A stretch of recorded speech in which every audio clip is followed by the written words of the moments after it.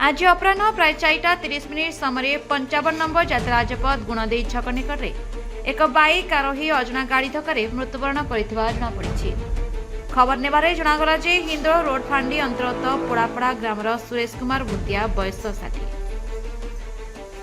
पोड़ापड़ारू गुणदेई अभिमुखे एक मोटरसाइकेल जाऊा बेले 55 नंबर जात्रा राजपथ गुणदेई छक निकटस्थ करण ढाबा सम्मुखें अनुकूलू ढेंकानाल को जाऊा अजना ट्रक बाइक पछरे धक्का देता।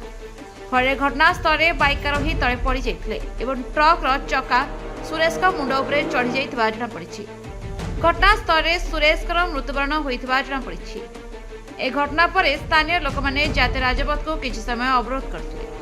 खबर पाई हिंदोल रोड फांडी अधिकारी प्रसन्न कुमार साहू ओडापड़ा तहसीलदार मनोज कुमार माझी घटनास्थल पहुंची लोक मानू बुझाउझा करने सहित रेडक्रॉस पांठिर 10,000 टंका सहायता देवापर रास्ता अवरोध प्रत्याहत होता।